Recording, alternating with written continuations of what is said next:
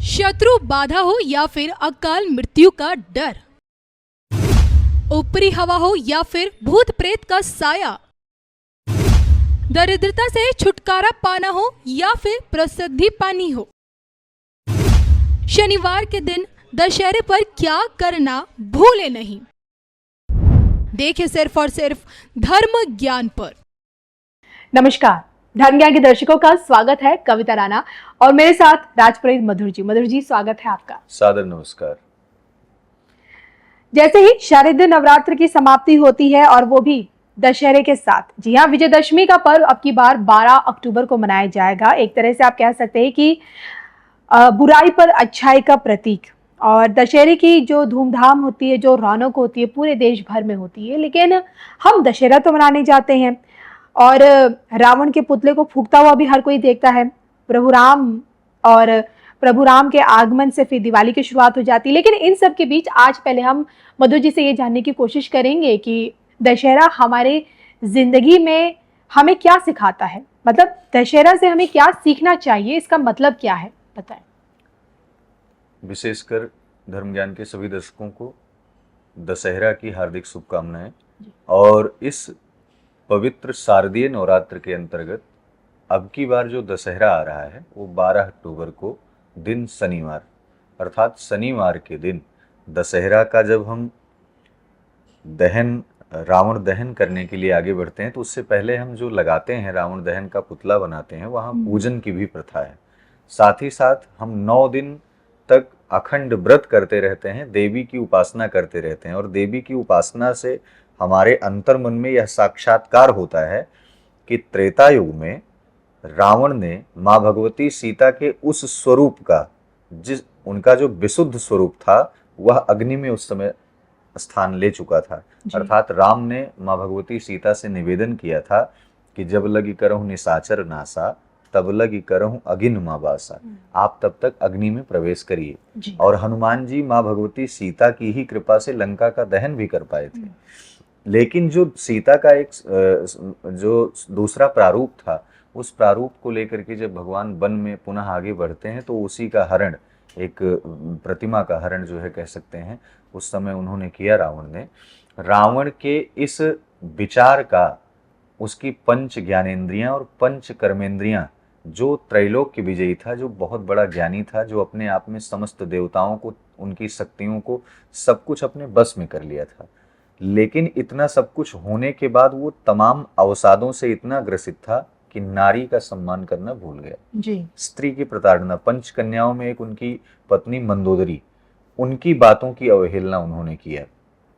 आदि जब जहां नारी प्रताड़ित होने लगती हैं तो समाज में कहा गया है कि जिस प्रकार से रावण का अंत करने के लिए ईश्वर आते हैं, ऐसे ही इस कलिकाल में भी जो व्यक्ति नारी की प्रताड़ना करता है, उसके भी जीवन में कोई न कोई ऐसा पुरुष आता है जो राम बन करके आता है और उस प्रताड़ना करने वाले पुरुष का समूलता विनाश कर देता है जी। इसलिए इस जीवन में दशहरा यह संदेश देता है आज के कलिकाल में। और दशहरा इसीलिए मनाया जाता है कि आज का समाज जागृत हो कि रावण ने उस समय सब कुछ प्राप्त करने के बाद भी स्त्री की प्रताड़ना, साथ ही साथ ईश्वर को न मानना और अपने अंदर घमंड, ईर्ष्या, दोष, तमाम प्रकार के ऐसे चीजों को उनके अंदर समावेश हो जाना कि शक्तियों के साथ इसका तालमेल नहीं खा रहा था। अर्थात आप जहां लाइट जलाते हैं वहां 2 तार होते हैं, प्लस और माइनस, दोनों एक में जोड़ने पर उसमें चिंगारियां निकलती हैं। तो आसुरी प्रवृत्ति और देवताओं की प्रवृत्ति जब एक सूत्र में एक व्यक्ति के अंदर समाहित होने लगती है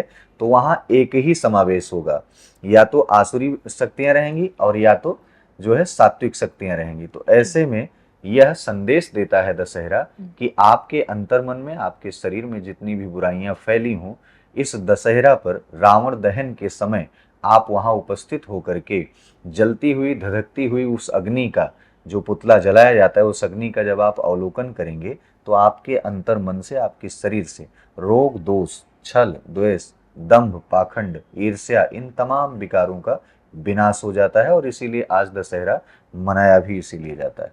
बिल्कुल। और अगर देखा जाए तो रावण जैसे ज्ञान की चाह तो हर इंसान रखता है, लेकिन रावण जैसा अहंकार कोई नहीं चाहता। और यही कारण है, जैसे कि मधुर जी ने बताया, कि शनिवार के दिन दशहरा का पर्व मनाया जाएगा। तो इस खास मौके पर कुछ ऐसे उपाय क्या कहते हैं जो आपको शत्रु बाधा या फिर यूँ कहें कि अकाल मृत्यु से बचा सकते हैं? कुछ ऐसे उपाय जिसके चलते आपके इर्द गिर्द की जो नकारात्मक ऊर्जा है वो मिटाई जा सकती है, या अगर आप पे किसी ने जादू टोना कुछ कर भी रखा है तो वो खत्म हो जाए। तो मैं चाहती हूँ कि आप महिलाओं के लिए भी और पुरुषों के लिए भी उन्हें इस खास मौके पे क्या कुछ उपाय करने चाहिए? विशेषता यह 12 अक्टूबर को है। 12 अक्टूबर का मूलांक अगर जोड़ा जाए 12 का तो वो 3 आता है। तो 3 प्रकार के दैहिक दैविक भौतिक तापों के समन के लिए शनिवार के दिन, अर्थात साक्षात शनि न्यायाधीश हैं, जी। कर्म के फलदाता हैं, और आज के दिन रावण के पुतले का दहन होगा, उस विचारों का दहन होगा। उन माताओं को, उन बहनों को, उन पुरुषों को खास करके जो तमाम प्रकार से शत्रुओं से पीड़ित हैं, जिनकी शरीर में तमाम प्रकार से असाध्य रोग बहुत ज़्यादा समाहित हो चुके हैं, जिनके पारिवारिक रूप से बहुत सारे कलह होते हैं, दाम्पत्य जीवन में भी कलह चल रही है, जो माताएं पुरुष उनके जीवन में हैं लेकिन वो बर्बरता अधिक करते हैं, तो आदि तमाम ऐसी दुर्वृत्तियों के समन के लिए आज के दिन आपको बेहद अच्छा उपाय करना चाहिए। सबसे सूक्ष्म उपाय है जायफल। एक सुंदर छोटा सा फल होता है, उस जायफल को लेकर के माताएं अपने सिर से 7 बार घुमा लें। 7 बार यानी दाहिने की तरफ, दाहिने हाथ की तरफ से 7 बार घुमाने के बाद उस जायफल को रावण का दहन जब हो रहा हो तो उसी पुतले के समीप ले जा करके छोड़ दें।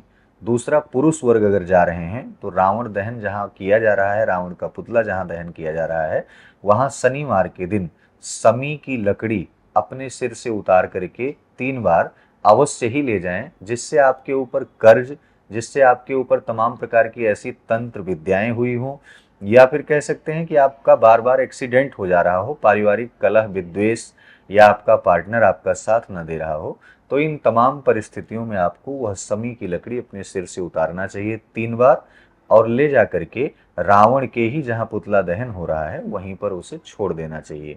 इससे क्या होगा, आपके शरीर में फैली हुई अराजकता, जो तमाम प्रकार की दुर्वृत्तियां हैं, उसका समन होगा, आपके विचार पवित्र होंगे, स्त्री सम्मान के प्रति आपके अंदर एक अच्छी सी जागरूकता जगेगी, साथ ही साथ आप समाज में रहने वाली बहन बेटियों को सुरक्षित रखने के लिए आप सदैव कटिबद्ध भी होंगे।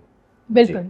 तो ये आज हमने मधुर जी से जानने की कोशिश की कि दशहरे के मौके पर अपने अंदर की बुराइयों को किस तरह से आपको त्यागना चाहिए, और बुराई पर अच्छाई की जीत का पर्व, और क्या कुछ उपाय जिसके करने से आप अपने इर्द गिर्द की जो नकारात्मक ऊर्जा है उसे मिटा सकते हैं। मुझे मधुर जी को दोनों को इजाजत दीजिए। नमस्कार। नमस्कार।